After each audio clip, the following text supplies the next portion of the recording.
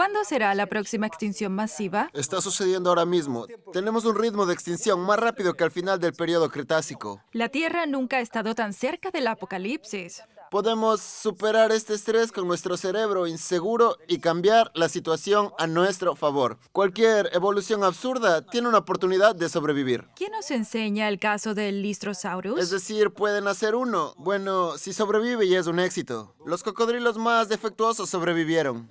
¿Cuáles han sido los más críticos para nuestra supervivencia?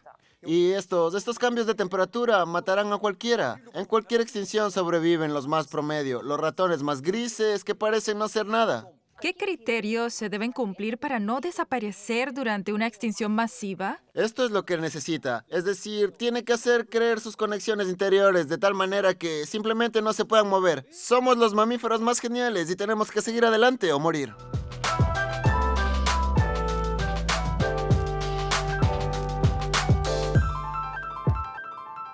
Hola a todos. En la actualidad existen muchas razones para pensar en la fragilidad de la vida humana y de las otras especies, así como sobre la delgada línea que nos separa de la vida o de la extinción. De hecho, durante cientos de millones de años de evolución, la humanidad y sus ancestros han escapado milagrosamente a más de una. Y no se trata solo de suerte. Muchos organismos han demostrado ser extremadamente hábiles para sobrevivir. Y me parece que es muy útil para nosotros comprender qué estrategias evolutivas fueron más efectivas durante el periodo del mal tiempo. Esto es exactamente de lo que quiero hablar con el antropólogo Stanislav Drobichevsky, con quien hace exactamente un año hablamos sobre cómo surgimos de los simios. Stanislav, estoy muy contenta de verlo. Hola. Mire, una de nuestras principales virtudes como especie es la capacidad de pensar más allá de nuestra esperanza de vida. Vamos a aplicarlo para recordar los momentos más peligrosos de la historia de la Tierra y comprender cómo sobrevivieron nuestros antepasados. Vayamos medio billón de años atrás y hablemos de las grandes extinciones masivas. Primera pregunta, ¿cuáles son los criterios por los que consideramos que una extinción es masiva? Bueno, aquí es donde entran en el juego los números, es decir, cuando tenemos algún complejo faunístico. Sí, bueno, hay relativamente un 100% de especies y en el siguiente complejo faunístico, paleontológico, tenemos, digamos, la mitad de la que era antes y la mitad de algunos nuevos aparecieron. Entonces la mitad se fue a algún lugar y este espacio se llenó con algunos personajes nuevos que, de hecho, surgieron de los sobrevivientes restantes. Pero lo que se consideró más o menos grandioso, esto es por supuesto un asunto bastante relativo. Incluso la extinción de un tercio de las especies ya es más que una gran extinción.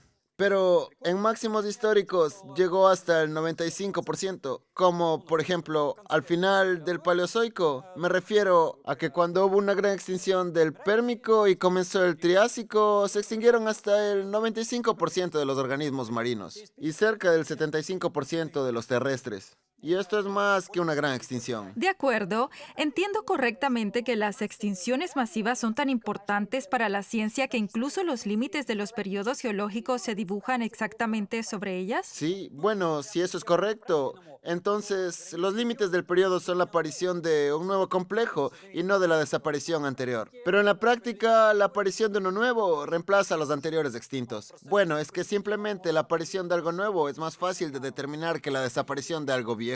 Porque si algunas criaturas no se extinguieron y permanecieron en la forma de los llamados fósiles vivientes, existe una alta probabilidad de que veamos en el registro fósil, pero en realidad están allí. Uno de esos, el famoso pez latimeria, casi todos se murieron, solo quedó uno, y la probabilidad de que encontremos ese único que queda en forma paleontológica es mínima. Pero como de alguna manera no murió completamente, simplemente se fue a aguas profundas en algún lugar del océano Índico, donde realmente no podemos encontrarla. Pero encontrar otros nuevos está garantizado. Los anteriores desaparecen y surgen otros nuevos, y ahí es donde trazamos el límite. Y esto es significativo. Porque a muchos les parece que algo tan místico es que el Paleozoico terminó y se extinguió. El Mesoico también. ¿Y qué es eso? Supuestamente algún tipo de maldición al final del periodo y que simplemente se extinguen, pero no es así. El final del periodo está determinado por la extinción y la aparición de uno nuevo. Entonces, las 5 grandes extinciones masivas, averigüemos qué lecciones de supervivencia nos enseña cada una de ellas. La primera gran extinción fue hace 445 millones de años y era un mundo rico en vida submarina. La rápida formación de hielo básicamente destruyó los océanos del mundo, si estoy en lo correcto, el 70% de las especies existentes. ¿Cómo sucedió esto? ¿Quién podría haber sobrevivido al congelamiento? Bueno, el problema aquí es que cuanta más antigua es la extinción, menos sabemos sobre ella. Es decir, que se extinguieron algunos peces sin mandíbula y aparecieron algunos otros con mandíbula en ese periodo. Desaparecieron algunos foramíferos y aparecieron otros nuevos. Lo mismo con los braquiópodos, moluscos y trilóbites. Pero ¿por qué cuando hablamos de eventos relativamente recientes de cierta edad del hielo, representamos más o menos este sistema? Porque ahora más o menos entendemos lo que estos animales necesitan de la vida. Y cuando se trata de los peces sin mandíbula extintos o sobre trilóbites, que también lo están, y lo que necesitan para vivir, o el por qué sobrevivieron en algunos lugares, pero en otros no, nosotros no sabemos. Por lo tanto, esta primera extinción tampoco es de hecho la primera, ya que hubieron otras anteriores, lo que es impresionante. Pero entendemos mal si vemos que la existencia de estos picos en los registros climáticos como periodos usuales de enfriamiento o calentamiento, y no como una alternancia de uno con el otro. Pues cuando hubieron cambios abruptos de altas temperaturas, luego boom, una ola de frío y después una ola de calor. Tales cambios de temperatura en principio matarían a cualquiera. Pues cuando esto sucede rápido, lo que en realidad puede ser subjetivo, dado que rápido puede significar miles de años. Y en cuanto más antiguo el evento, menos entendemos con qué frecuencia sucedió todo esto. Debido a que tenemos errores de datación, esto puede representar más o menos algunos millones de años en la antigüedad. Y entonces resulta que entendemos la secuencia. Pero los intervalos de tiempo, ¿cuántos días? 1000 años, 5000 años, millones de años. Aquí es donde empezamos con los grandes problemas. Así que esta extinción ordovícea es por así decirlo, fija, y en cuanto a sus causas, existen muchas dudas. Y como de costumbre, las razones se revisan en dos grandes regiones polares. Por un lado, hay hipótesis de catástrofes, que cayó un meteorito, un volcán, que la Tierra se abrió por la mitad, algo terrible que pasó de facto y que ninguno sobrevivió. Y cualquier extinción puede estar ligada a la erupción de algún volcán o a la caída de algún meteorito, debido al hecho de que han estado en erupción y cayendo mucho a lo largo de la historia, y de hecho algo está cerca y caerá. Y por otro lado, se tienen hipótesis relacionadas con la biosfera. Se dice que existieron épocas de calentamiento o enfriamiento, en este caso una de enfriamiento, y por eso cambia la fauna. Bueno, en principio cambió solo la flora, como en el caso de algas que presentaron cambios y ello conllevó al cambio de los pequeños invertebrados, y luego el de los grandes para el ordovícico, y había peces que también cambiaron. Bueno, y todo esto fue... Pero los que creen en dichas catástrofes apelan a periodos muy cortos, que cayó justo en un día y en una hora en particular, y que asumen las hipótesis biosféricas, apelan a largos periodos de tiempo. Literalmente millones de años. Sobre el ordovícico no sabemos nada con seguridad. Además, podría solaparse uno fácilmente con el otro, es decir, largos cambios climáticos que culminan con la caída de un meteorito. Pues sí, pueden conducir a la extinción masiva. Tal vez durante largos cambios climáticos y por el choque de algún meteorito, o la caída del meteorito y las erupciones volcánicas podrían provocar algún tipo de transformación climática. Ambos son posibles. ¿Sabemos, por ejemplo, quién sobrevivió y en qué se diferencian de los que se congelaron? Si la causa fue la glaciación, es obvio que sobrevivieron los más resistentes a las heladas. Pero aquí nuevamente queda por recordar que el planeta es grande y siempre hemos tenido lugares en el planeta donde había un clima bastante tropical. En algún lugar del Ecuador había mares tropicales con óptimas condiciones. Y esas especies afortunadas que vivieron allí sobrevivieron, incluso independientemente de las adaptaciones que desarrollaron ahí. Simplemente tuvieron suerte de cierta manera. La fauna ecuatorial técnicamente siempre sobrevive, debido a que es la zona más estable. Ella nunca cambia, es decir, los continentes pueden desplazarse, pero el Ecuador no lo hará, por pura geometría. Por lo tanto, el que vive allí sobrevive. Y la vida en el resto del planeta, alejado del Ecuador, se presentan como pequeñas variaciones, como si fueran errores de las formas de vidas ecuatoriales. Bueno, lo mismo sucedió en el ordovícico, pues si se toma en grupos, muchos grupos de invertebrados han desaparecido. En realidad todas las extinciones son básicamente de invertebrados, son la mayoría. Y los más cercanos a nosotros, los peces sin mandíbula, la mayoría han desaparecido. Aunque todavía hay lampreas y mixinos, las mandíbulas comenzaron a aparecer en el Silúrico, donde ya se habían dado su buen chapuzón. Ellos ya estaban bien formados, de gran tamaño, con textura, eran hermosos, con dientes. Luego pasaron otros 70 millones de años y nuevamente una extinción en el Devónico. En general, 3/4 de todas las especies se convierten en sus víctimas, por ejemplo, corales y placodermos, y se cree que la causa fue la falta de oxígeno. ¿A dónde fue?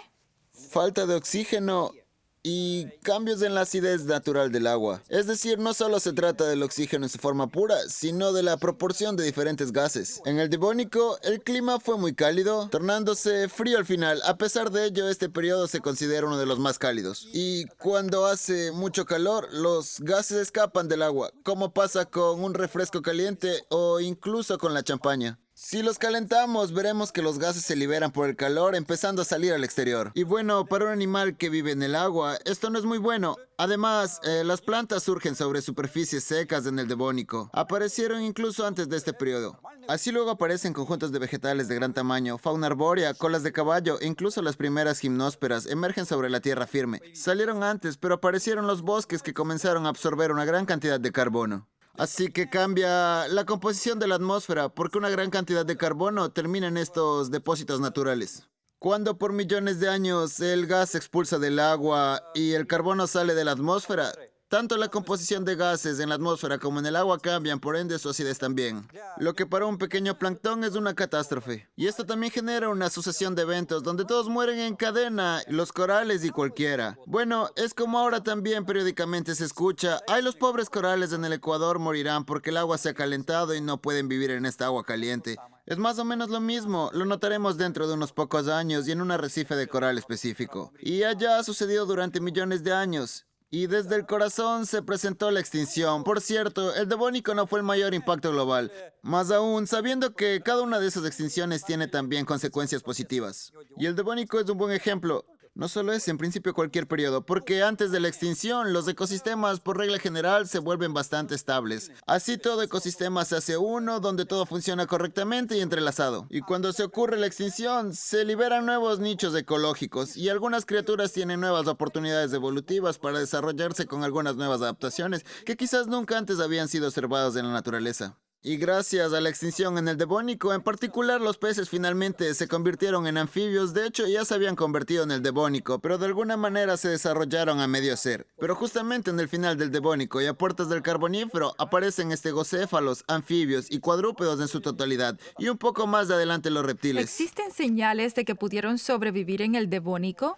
Bueno, específicamente para nuestros antepasados, esta es solo la capacidad de respirar oxígeno atmosférico. Al haber ahora poco oxígeno en el agua, nuestros antepasados vivieron subiendo a la superficie de una forma u otra en los alrededores de los cuerpos de agua poco profundos. Todavía se discute si se trataba de franjas costeras en el contexto marino o si eran de cuerpos de agua dulce, pero eso ni siquiera es tan importante. La principal característica es que eran pequeños y había poco oxígeno ahí, por lo que tuvieron que adaptarse para respirar el aire atmosférico. Así que sus pulmones evolucionaron bastante bien, así como sus orificios nasales se desarrollaron y se conectaron completamente con el sistema respiratorio.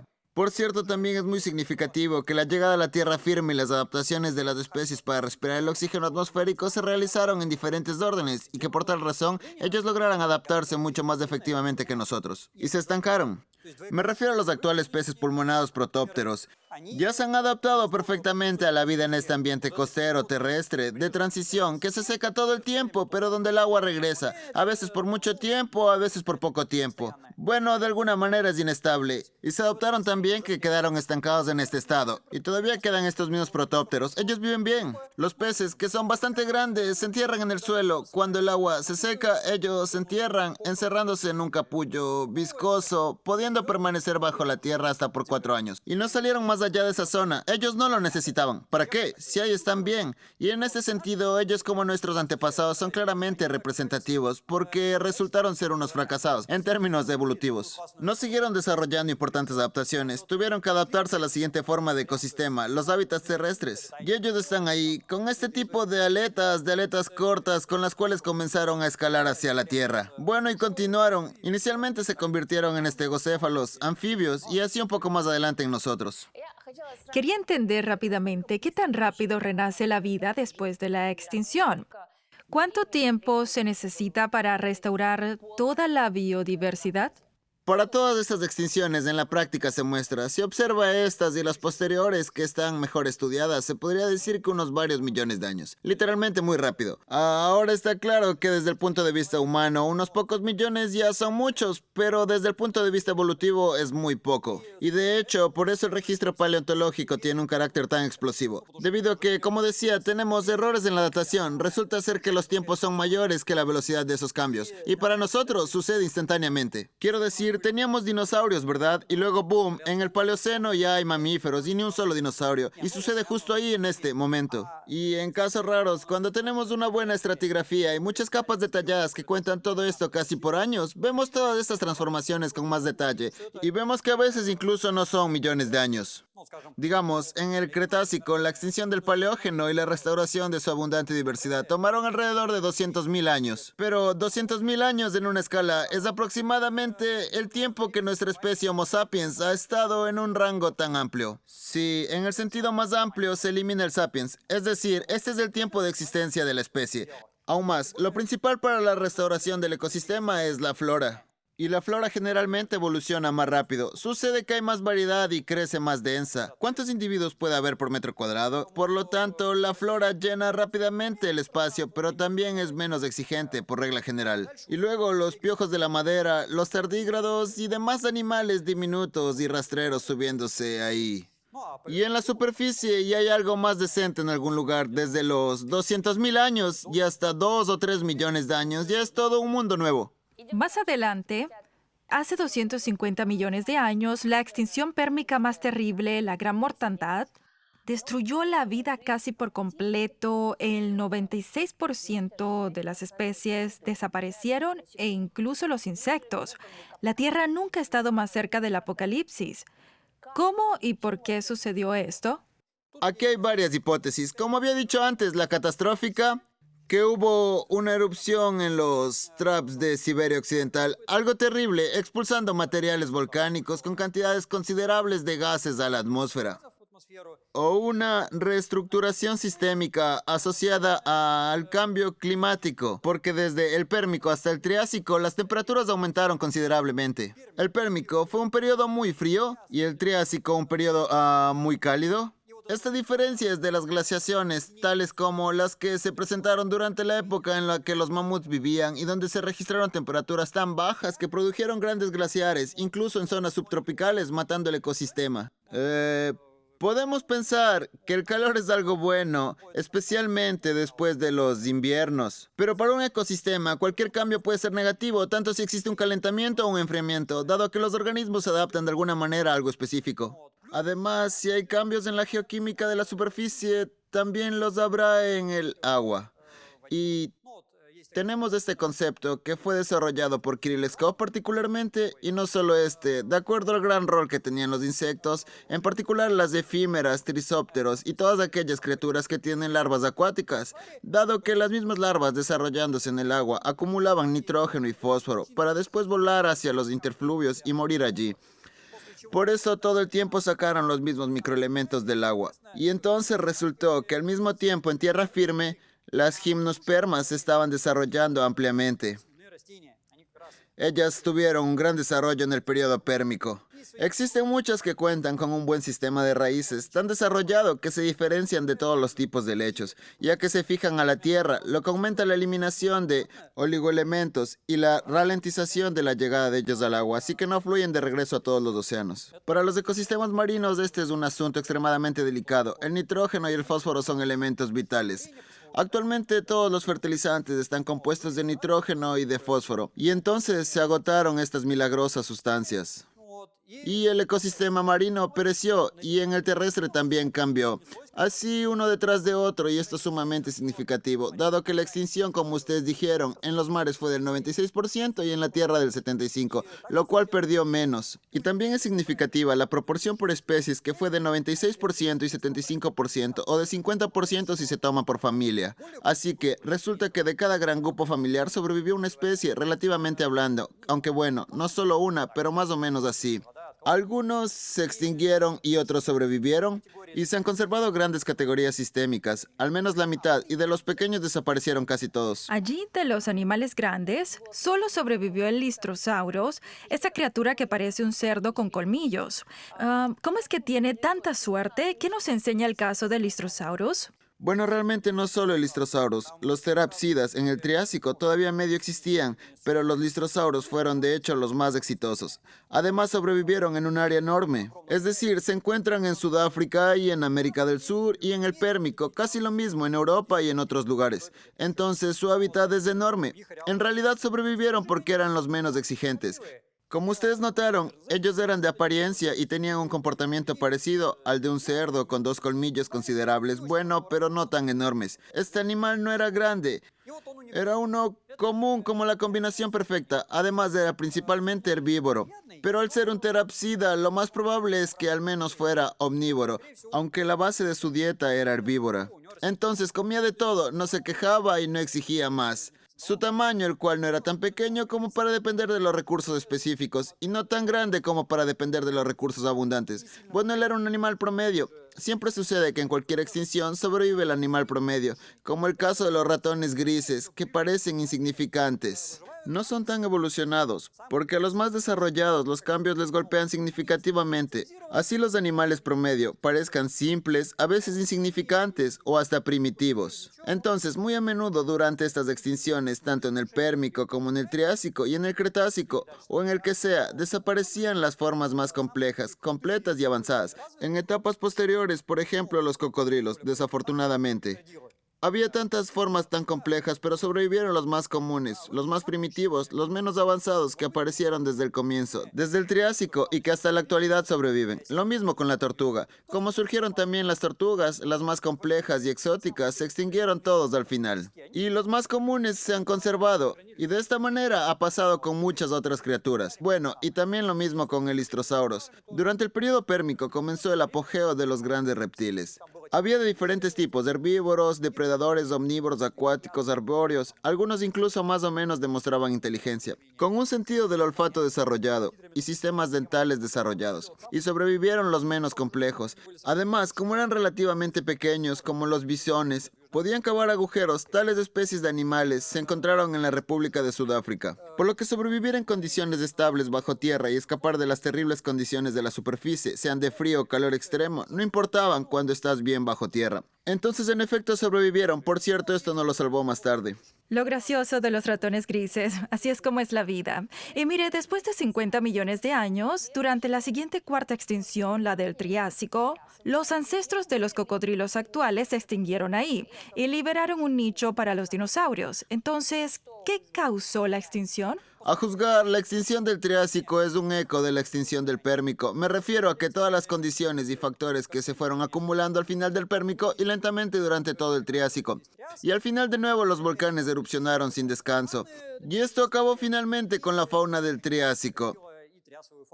El Triásico fue una especie de periodo extraño de transición, donde no había nada definido. Bueno, como sabemos, fue el primer periodo de los dinosaurios. En algún lugar en el Carbonífero reinaban los estegocéfalos, en el periodo pérmico los teráspidos y en el Triásico ni siquiera puedes señalar con un dedo a nadie, porque parece que había un poco de todo allí, de alguna manera un poco de todo y nada en primer plano. A finales del Triásico, más o menos, como ya dijeron, empezaron a ser representativos los cocodrilos, pero no tuvieron éxito. De nuevo, una fluctuación climática abrupta de ida y vuelta.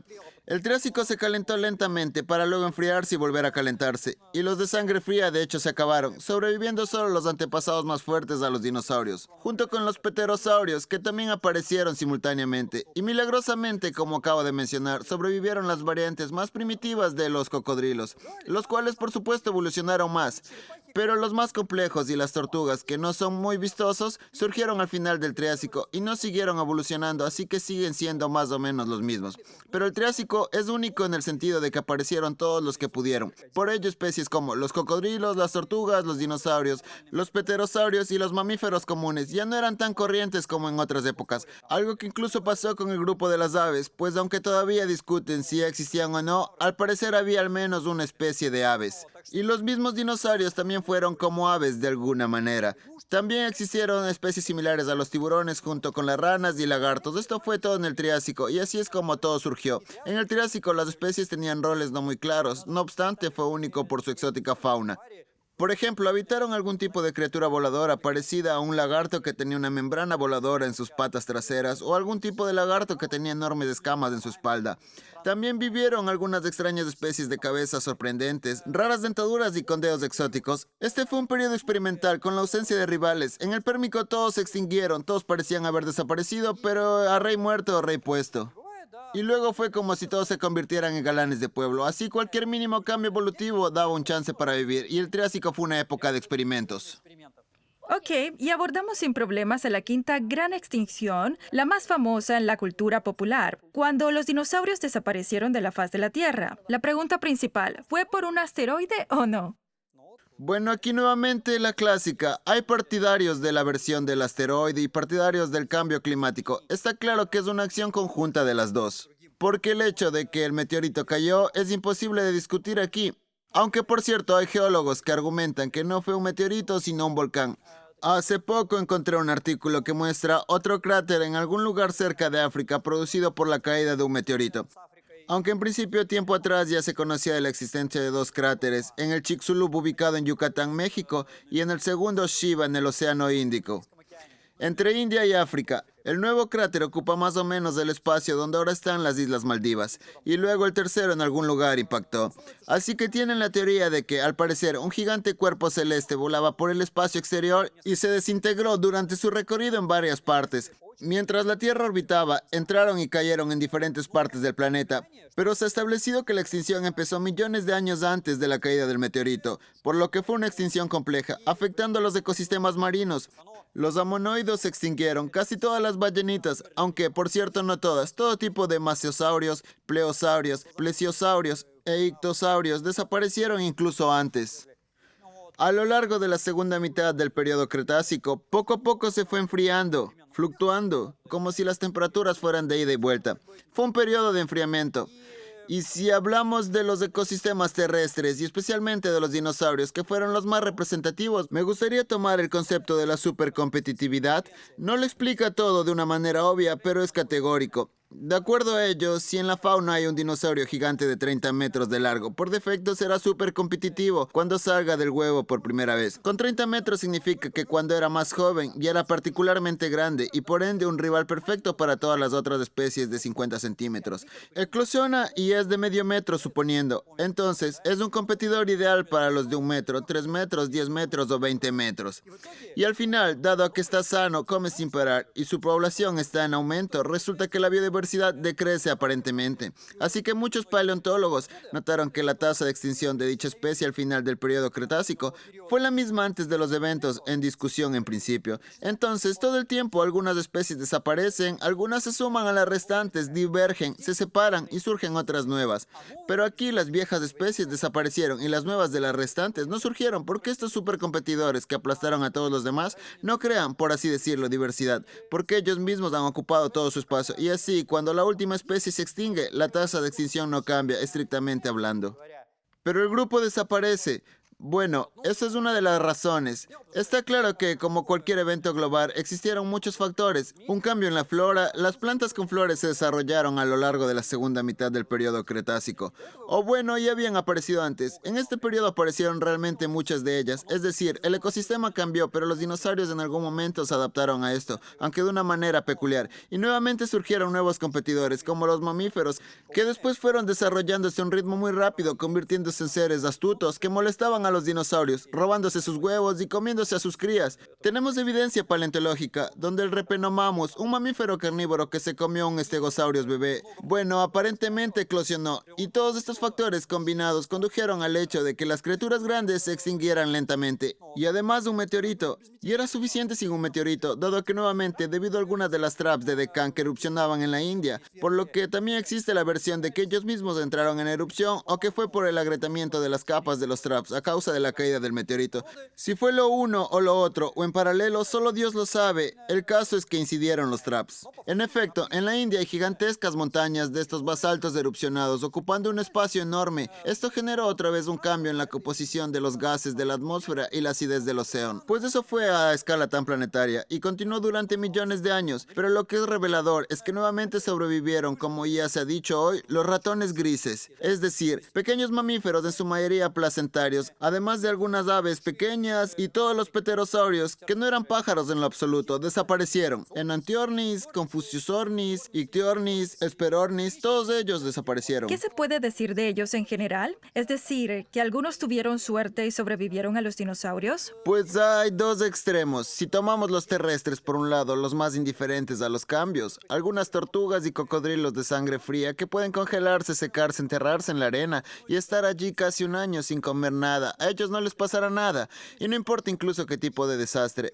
Esto les permite comer una vez al año donde se cumplirán más o menos las condiciones, así que se acuestan en su agujero y no llaman la atención, y todo estará bien con ellos. U otra opción, por el contrario, tener una vida hiperactiva, como el caso de los mamíferos y aves, que por el contrario viven de una manera muy dinámica y buscan comida rápidamente.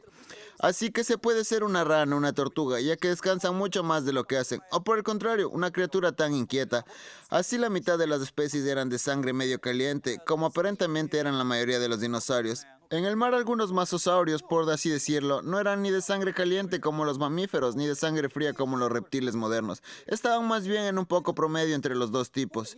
Y ellos simplemente desaparecieron. Solo fueron especies promedios sobresalientes. Estos no eran los ratones grises de ninguna manera. Si observamos a los grises, promedio de la época, y a los descendientes de estos mamíferos, ellos generan solo tristeza y melancolía. Por ejemplo, tenemos la musaraña moderna que es tan común y que come de todo lo que hay. En pequeños mamíferos esto es espectacular de ver. A finales del Cretácico ya existían, por ejemplo, algunos purgatorios bastante desarrollados, especializados en comerse las hojas, las semillas, la carne, los insectos y todo lo que podían. Así, cuando ocurrió la extinción, todas las formas de vida más complejas desaparecieron, mientras las otras sobrevivieron. De esa manera fue como los dos tipos de extremos resistieron. Aceptado. Existe una teoría de que la extinción tiene cierto ciclo y se llama la cifra de 26 millones de años. ¿Se sigue considerando correcta esta cifra? Entonces, ¿cuándo podemos esperar la próxima? No, en lo absoluto. Esto es una especie de conspiración paleontológica que no tiene fundamento, porque el ecosistema en sí aún no cambia según lo programado. Y más aún, si se trata de los volcanes y la caída de meteoritos que sí influyeron de una forma u otra y que de seguro que no tienen un horario. Por supuesto, pueden caer periódicamente todo tipo de nubes de asteroides que orbitan, presentarse explosiones solares o cualquier tipo de fenómeno climático. En principio existen, pero tampoco no son del todo determinables. Por lo tanto, es que hace 26 millones de años, 20 millones de años, no hubo una extensión particularmente grande. Siempre se puede intentar estimar aproximadamente y siempre se nos mostrará algún tipo de patrón de lo que pasó. Por eso es que es un proceso demasiado complicado para poder resumirlo en una sola cifra. A su entender, ya tenemos algunos requisitos previos para entender cuándo tendrá lugar la próxima extinción masiva. Está sucediendo ahora mismo. ¿Cuáles son los requisitos previos? Conocemos con certeza la causa actual de la extinción. Somos nosotros, porque consumimos toda la vida silvestre a un ritmo alarmante. Arrasamos con todo lo que podemos.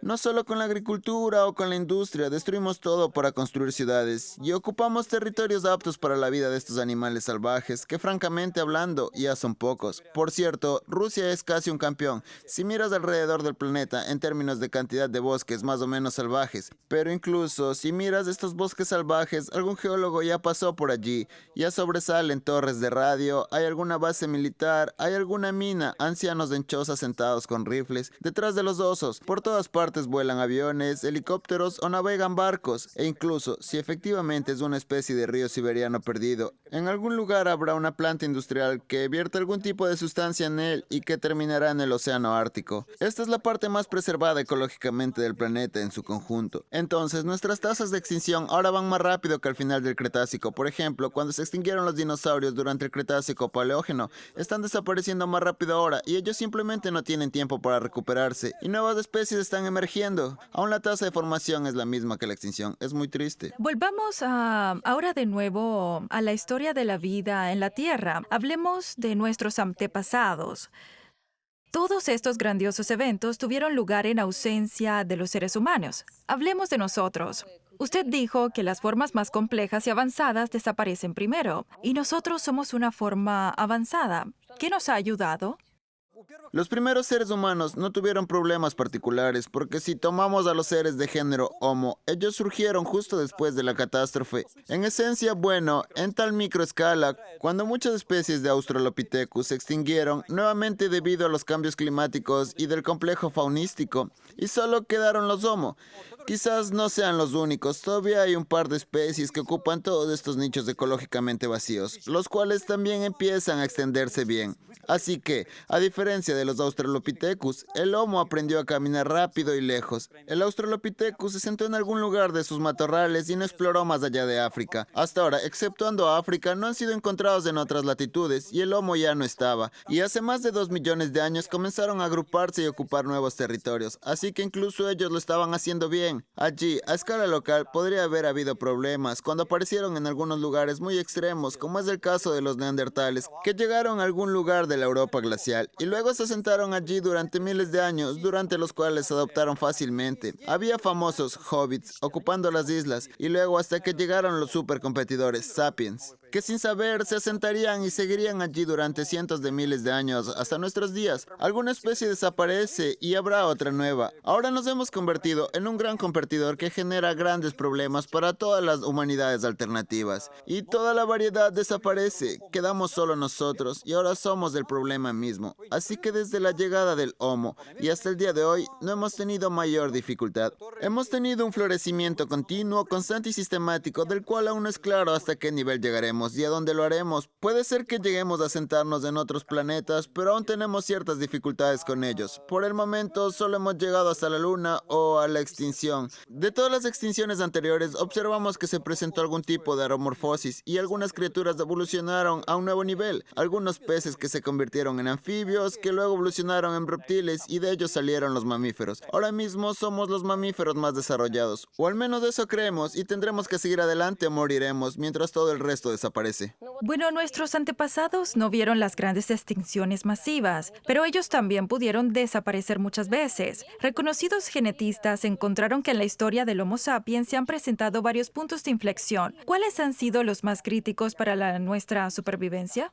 Si observamos la historia del Homo sapiens, el desafío más serio probablemente fue hace 73, 75 mil años, más o menos en el momento en el que el volcán Toba hizo erupción. En este punto de la historia existe una explicación catastrófica. Sin importar si fue por el volcán o no, se presentó un enfriamiento, siendo el pico de la glaciación, cuando una cantidad considerable de homínidos desaparecieron en diferentes lugares, incluida África, donde en ese momento los sapiens estaban agrupados en muchas cuevas o campamentos abiertos en estratos estériles. Antes de este momento existían culturas propias que eran bastante buenas, con algún tipo de arte rudimentario, del cual surgió algún tipo de comportamiento ritual. Después todo desaparece casi por completo y no exactamente natural, ¿verdad? Alguien más sobrevivió por algún tiempo, solo después de 40.000 o 50.000 años se recuperaron, pero en cualquier caso, durante 20.000 años estuvieron en tal estado de shock y entre los 40 y 50 continuaron adelante. Los que sobrevivieron a esta erupción tuvieron suerte de que el volcán no estuviera en África, sino en Java, o eran de alguna manera mejores. Si hubiera una configuración diferente de los continentes, los neandertales hubieran sobrevivido en lugar de nosotros. En realidad, ellos sobrevivieron, solo que luego los derrotamos. Así que varios humanos sobrevivieron a este cataclismo. Sobrevivieron los mismos hobbits y al menos 2 especies de denisovanos, neandertales y sapiens. Bueno, no fue tan terrible del todo, pero aún así un poco. La siguiente extinción fue a lo mejor como si no se tratara de nuestros antepasados, sino nuevamente de homínidos que estuvieron asociadas con nuestra salida de África. Esto fue de 50 a 40 mil años, cuando empezamos a salir e intimidar a todos. La siguiente extinción global fue un punto de inflexión al final de la edad de hielo. Hace unos 10 o 12 mil años, cuando se termina la edad de hielo, los ecosistemas ya conformados, de tipo periglaciales en el norte o tropicales en el sur, empezaron a cambiar. Los trópicos más pequeños, por supuesto, cambiaron, y todo el norte cambió también, y las especies de mamut se extinguieron abruptamente. De hecho, la mayor parte se extinguieron hace 40.000 y los restantes hace 10.000 años. Y la interior vida tan privilegiada, rodeada de interminables manadas de bisontes, ciervos y caballos, terminó y tuvieron que cambiar hacia otros estilos de vida con la agricultura. Y una gran cantidad de poblaciones desaparecieron. Así, si observamos a los Homo sapiens de hace 10.000 años, ellos mismos eran mucho más diversos que los que surgieron viviendo después de esta época. Me refiero a los más cercanos a nosotros, 10.000 años atrás. Una gran cantidad de homínidos desaparecieron al ser arrasados por estos atroces cultivadores, que fueron nuestros antepasados, los cuales resultaron ser los más inteligentes de todos, porque comenzaron a comer cereales. Y si hablamos de los rivales de los sapiens, deberíamos recordar en este punto a los neandertales, de los cuales actualmente se discute si fueron o no exterminados, o tal vez se mezclaron, ya que si tenemos genes neandertales, entonces nos hemos emparentado y no matado, o fue lo uno y lo otro. Uno no elimina al otro, porque las matanzas son siempre en doble vía. Tan pronto como los palos y las piedras estuvieron en las manos, la masacre dio inicio. Los chimpancés se mataron unos a otros por nada, pero se separaron de nosotros, Dios sabe cuándo. Así que la masacre fue continua. Pero nuestros antepasados, los cromañones, que son sapiens, resultaron ser más hábiles en varios aspectos. Eran mucho más sociables, tenían mejores armas, intercambiaban mejor la información. Y aquí lo más importante es que se comunicaron mucho más y se transmitían la información sobre cómo hacer nuevos tipos de armas, cómo adaptarse, cómo hacer fuego, aunque en principio el fuego se conocía desde antes. Aparecieron nuevos métodos, por ejemplo, para la construcción de viviendas. Y los neandertales básicamente ya tenían todo esto, pero por así decirlo, en un estado básico.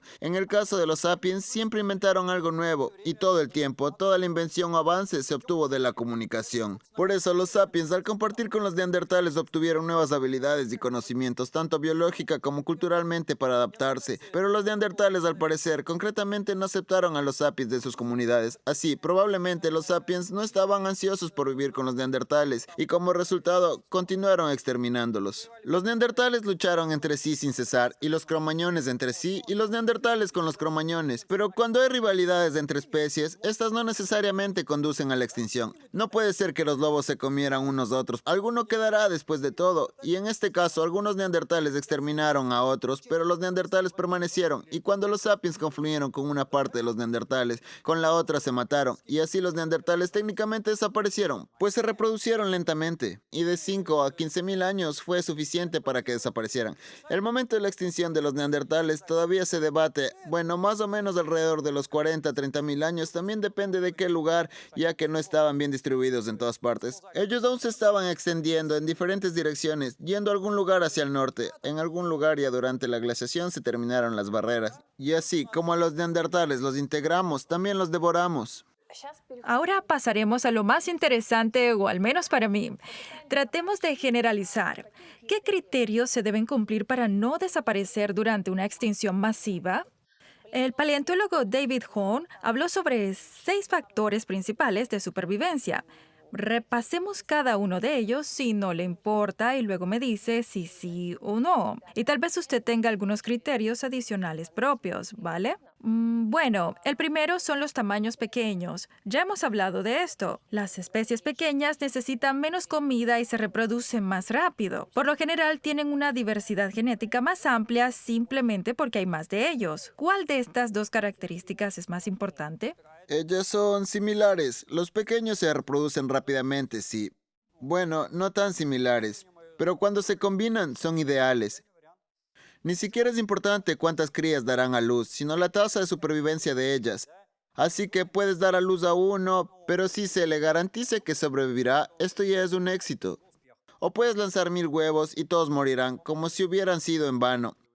Así el éxito de la reproducción de las pequeñas especies es más efectivo. Y sencillamente, por cada elefante tendremos 1.000 ratones por kilómetro cuadrado. Pero está claro que los ratones tienen más posibilidades. El segundo criterio es lo que lógicamente continúa con el primero, una gran descendencia. Y aquí está claro, más hijos, más posibilidades de renovar su ADN. ¿Es correcto? Sí, aquí no discutes. Por lo tanto, el tercer criterio es que sean omnívoros. Usted ya habló acerca de los listrosaurios, de que esto había sido muy beneficioso para ellos y para los seres humanos también, ¿cierto? Sí, con los neandertales fue bastante evidente. Ellos eran carnívoros, mucho más especializados, mientras que los cromañones eran mucho más omnívoros, y nosotros aquí estamos y los neandertales A no. excepción de nosotros, ¿qué especie es más omnívora? Bueno, es difícil de decir. No lo sé. Pues los cerdos en principio comen todo. Bueno, algunos osos, tejones, algunos tipos de animales rastreros como los glotones son muy depredadores. El cuarto criterio es una amplia gama. Si mañana cayera un meteorito en Madagascar, ¿los lémures como especie desaparecerían? Pues, ¿cómo es eso realmente? Esta no es una característica independiente, sino una derivada de las anteriores, para ser honesto. Es decir, si el animal es pequeño, se reproduce fácilmente y es omnívoro. No requiere de mucho para sobrevivir, así que tendrá un amplio hábitat en el que vivir. ¿Y los lémures? Los lémures son semimonos en un sentido más amplio. También ocuparon territorios gigantes, estaban en América del Norte, en toda Asia, en todos los lugares, y sobrevivieron solo en Madagascar. Hay parientes de los lémures aquí y allá, en algún lugar de África o Asia. Eso es porque resultaron ser poco adaptables en comparación con otros, no solo con los primates, sino también con las otras especies. Así en Madagascar las condiciones simplemente se han mantenido tanto como ha sido posible, y de alguna manera antes de esto vivían en otros lugares. Por lo tanto, no es una característica independiente, es una derivación. ¿Y quién tiene el hábitat más grande en este momento? Actualmente hay criaturas que viven en todos los continentes. Bueno, o nosotros o esas criaturas que nosotros reubicamos. Entre esas las famosas ratas, palomas, gorriones, los gatos, perros, cerdos, por supuesto son animales domésticos, las que llevamos con nosotros a todas partes, de las pequeñas las plantas, de hecho, pues en general, tal vez no sean tan pequeñas, Pteridium aquilinum, crece, que yo sepa, en todas partes del planeta, casi desde el círculo polar ártico hasta el Ecuador y hacia el sur, también en lo más profundo, porque se propaga con esporas, además, por los aires, porque las esporas pueden volar a cualquier lado y no necesitan mucho para vivir, a excepción del agua. Está claro que en el desierto no crecerá mucho, pero si hay al menos algún tipo de oasis, crecerá fácilmente allí. El quinto criterio es la movilidad. Bueno, es decir, si el Ártico se derrite, las aves y las ballenas podrán trasladarse a la Antártida en unos pocos días. ¿Se puede considerar a los humanos primitivos como una especie bastante móvil? Sí, pues muchos animales son increíblemente móviles. Hay algunos en los que ni siquiera habíamos imaginado. Las tortugas gigantes, por ejemplo, que al parecer eran muy lentas, sin embargo, vivieron por todo el planeta hasta el momento en el que la gente las empezó a exterminar. Por la sencilla razón de que si una tortuga gigante el agua la lleva al mar, puede permanecer allí durante un largo periodo de tiempo. No se sabe si fue que ellas estaban experimentando o ellas a propósito se tiraron al agua. Lo intentaron cruzando los estrechos y vivieron donde pudieron a lo largo del planeta. Los geochelones estaban en el Mediterráneo, en el Océano Índico, en el Océano Pacífico, Indonesia, África y absolutamente en cualquier lugar. En Mongolia las tortugas vivieron en todo sitio, eso sí, donde el clima se los permitía. Entonces sí, la capacidad de trasladarse es un indicador importante, solo que a menudo la subestimamos. Pero esto es importante. No me lo esperaba de las tortugas. ¿Y quiénes son los campeones en términos de movilidad? Bueno, en realidad, las criaturas marinas, porque el océano es algo que vemos en todas partes, y hay pocas criaturas marinas que son endémicas, que viven en un arrecife de coral y en ningún otro lugar, debido a que sus huevos fueron puestos y luego fueron arrastrados por las olas. Dios sabe hasta dónde, y se adaptaron a vivir allí también. Así las criaturas marinas son casi universales. El delfín común sí está en todas partes, en cualquier lugar. De los animales terrestres, las aves tienen una gran movilidad. No todas, pero sí algunas, las que están conectadas al ser humano. Bueno, y sin seres humanos también. El sexto factor es la tolerancia al estrés. Por ejemplo, son capaces de hibernar en el momento más difícil y a esperar. ¿Y por qué nosotros no tenemos esa función tan útil? Pero la tenemos, pues, pero a veces no. Simplemente la tenemos de una manera diferente. No la tenemos de tal manera que podamos cavar e hibernar, sino que podemos superar este estrés con nuestro majestuoso cerebro, poniendo la situación a nuestro favor. Así que cambiamos las condiciones ambientales. Las otras criaturas se adaptan inercialmente, de forma pasiva, pero nosotros de forma activa. Ellos tienen lo que se llama resistencia, nosotros tenemos reactividad. Y en eso nosotros somos superiores.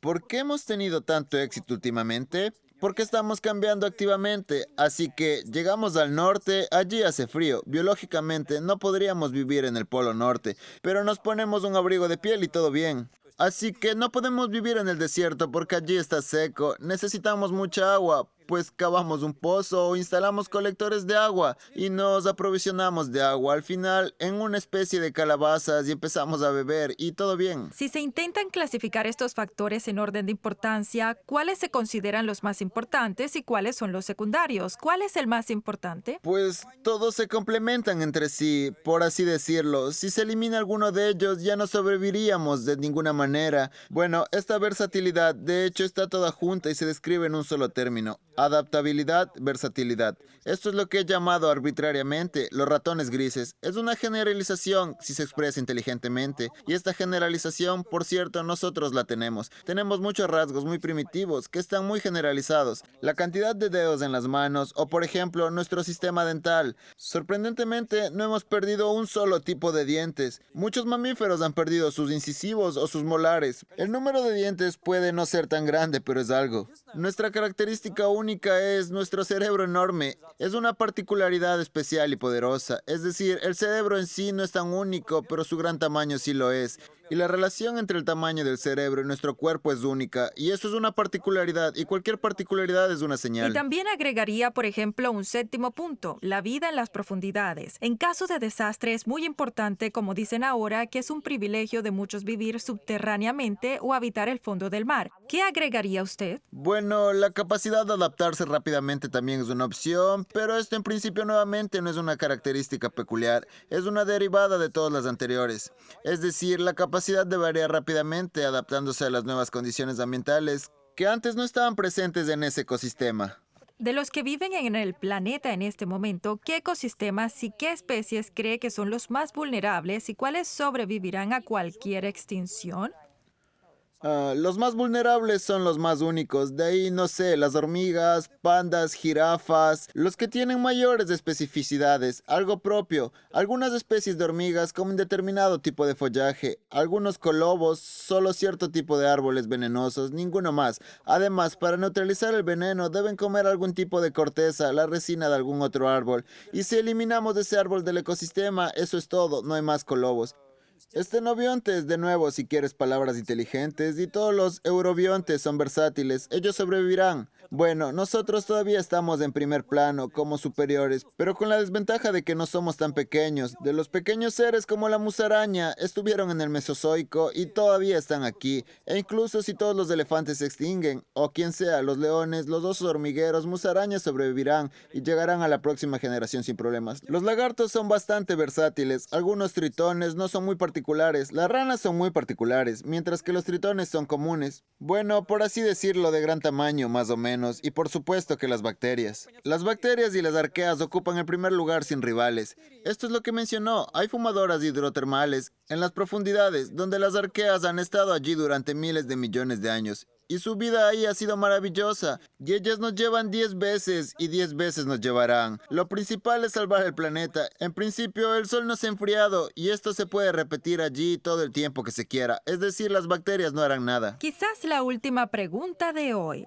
Hay científicos que creen que realmente necesitamos aprender de las cianobacterias. Sobreviven en el océano y han estado allí durante 3.5 millones de años. Han sobrevivido a todas las extinciones y su principal ventaja es la capacidad de fotosíntesis. Por lo tanto, solo necesitan luz y agua.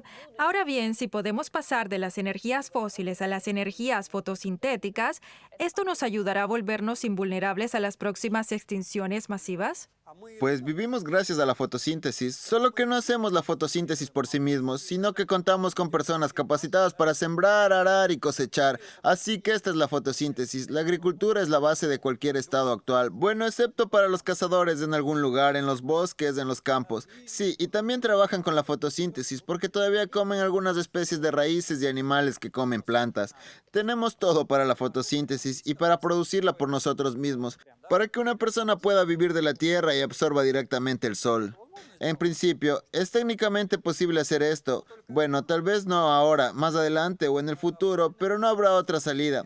porque la proporción de la energía recibida es trivial, comparada con la energía recibida por las plantas, que nos ganan el pulso. Bueno, voy a dar el ejemplo de una de mis lecciones. Imagínese una planta de patatas. Todo el verano hace la fotosíntesis. Imagínese usted como una planta de 1 metro, pues, y durante todo este tiempo se cultivan 3 de estas patatas bajo tierra, que se comerán para el desayuno, el almuerzo y la cena, y usted estará satisfecho por un día. Eso será suficiente, y ya sin carne no estaría tan feliz. Bueno, a menos que sea vegetariano. En consecuencia, este enorme arbusto del tamaño de usted pasó todo el verano brindando la energía durante un día.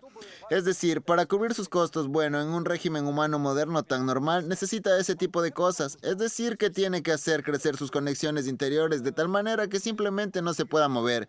Y para un movimiento de tal masa, necesitará más energía. No está claro de dónde lo obtendrá. Así que nosotros que somos heterótrofos, dependemos de una gran cantidad de autótrofos. En esta pirámide ecológica tenemos muchas plantas en los niveles bajos y arriba hay una persona que se lo come todo, allí a través de vacas, ratones y alguno que otro ante las abundantes plantas. Bueno, existe esta regla que en cada siguiente nivel la cantidad de sustancia energética cae 10 veces. Bueno, esto es así, una figura muy arbitraria, simplemente así, pero más o menos funciona. Digamos que con 10 toneladas de plantas obtienes 1 tonelada de vacas y por tonelada de vacas usted tiene 100 kilogramos de lobos ahí. Por cada 100 kilogramos de lobos se obtienen 10 kilogramos de pulgas y 1 kilogramo de algunos hongos y bacterias en descomposición, que se obtendrán al final. Es decir, la energía simplemente se pierde. Por lo tanto, si usted hace fotosíntesis, no le ayudará de ninguna manera. ¿Para qué? No tiene sentido. Por lo tanto, en realidad no hacemos fotosíntesis. Si esto fuera beneficioso desde el punto de vista energético, todos deberíamos estar haciendo la fotosíntesis, para que ahora fuéramos seres verdes y alegres, pero no funcionará, o la fuente de energía debe ser algo poderosa. Así que, no es nuestro pequeño sol amarillo, ¿verdad? El fuego del gigante azul, tan poderoso que sopla para que tengamos tanto de esta energía que nos sentiríamos bien con la fotosíntesis. Estimado Stanislav, muchas gracias por esta interesante conversación. ¿Y quién lo dudaría? Y para ustedes, mis queridos suscriptores y amigos y espectadores, no tengan miedo de las catástrofes globales, porque como muestra la evolución, sucede algo nuevo después de cualquier catástrofe global. Y de las buenas noticias de hoy, como dice Stanislav, tenemos un cerebro y podemos prepararnos ante una catástrofe global. Así que úsalo. Suscríbete, dale me gusta y hasta nuestro próximo encuentro. Hasta luego.